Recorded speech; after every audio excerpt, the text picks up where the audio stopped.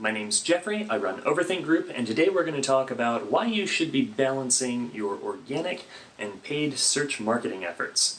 Now, the short reason why you should be doing that is that paid and organic marketing behave differently over time, especially when you look at the ROI of both of those channels.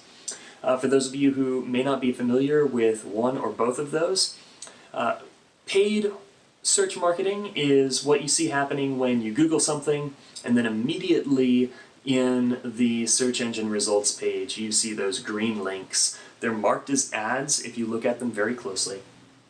Those links show up because some company has paid to be there. It's just ad space, and they're paying Google to say, hey, you Googled building automation systems, here's a link from a building automation systems company, go check it out.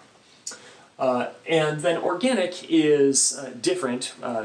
Once you scroll past those ads, you start seeing blue links in Google results. Those are organic results. Those are the pages that Google's algorithm has said, oh, this is relevant to your search. This is probably what you're looking for. No one's paying for those links to be there. So that's the difference between paid and organic.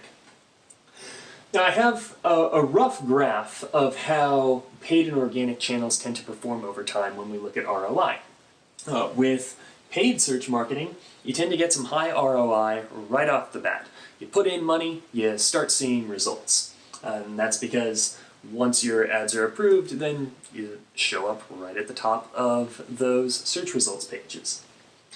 Now with organic, you don't see the same thing. With organic, it tends to take a while for your pages to start ranking. Eventually they climb the SERPs and you start getting more traffic, and that's when you start getting more and more of those results. You earn backlinks, all that good stuff. They just grow in ROI over time. Now there are all kinds of reasons why these graphs look this way. You have ad fatigue, saturation, competitors copying your campaigns or adjusting their campaigns based on the successes of yours. Those are all forces that push down the ROI on paid search. Plus, there's just the reality that about 4% of searches result in clicks on ads. Whereas with organic, you have no guaranteed timeline, so this could take off sooner, it could take off later. Your organic efforts are interdependent. One blog post can help another and vice versa.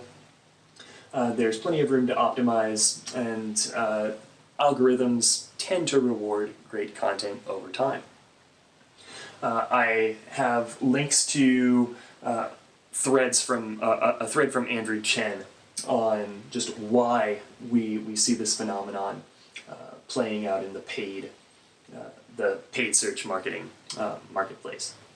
So let's look a little bit at the short and long term costs and benefits of paid and organic marketing. In the short term, with paid, you spend money and you get results. Put that money into AdWords and then boom, you start getting impressions. You start getting traffic to your landing pages. You can track conversions and all that stuff. In the long term, you're going to be spending more money and getting fewer results because of these forces that are pressing down that ROI. Whereas with organic, you spend close to nothing and you make close to nothing in the short term because it takes a while for that content to start really gaining traction in search engines. But in the long term, you're still spending close to nothing, and that's when you start getting results. That's good. In the short term with paid, it's very, very measurable. Money in, results out, and it's just as measurable over time. Whereas with organic, it can be very difficult to measure what you're getting out of organic content right off the bat.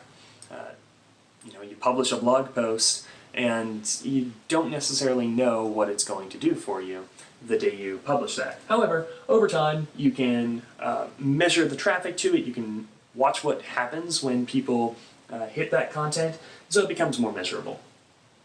With paid, you get some visibility up front, but less visibility over time as saturation and competition take their toll on your campaign. With organic, just about no visibility up front, but as you climb in the rankings, you get more visibility. So that's great. Heather Physiok has some really good thoughts on why the measurability and visibility of organic versus paid marketing affect the way marketers make their budgets. And I have a link to her thread on that. It's a really quick, great read. I highly recommend it. What I would say, taking all of this into account, is blend your efforts over time. So when you start off, it might take 1 or 2 years for a page to rank on the first page of Google. That's according to a study that Ahrefs did a little while ago. I'll link to that below. So because organic takes a while to set in and paid tends to taper off, what I recommend is don't wait to do organic until you need it, because then you get caught in the low points of both of these graphs, which is not a good place to be. So you can start off by having maybe more of a strategic focus on paid marketing, and then building up that deck of organic content, building your links, doing your outreach, and growing your focus on organic over time. That way you're using both of these graphs to your advantage.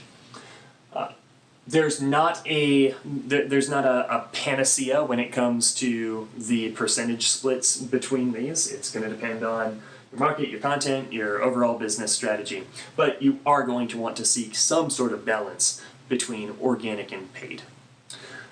I have shared my thoughts on this. I can't wait to hear what yours are. Go ahead and leave me a comment below. Look forward to hearing from you.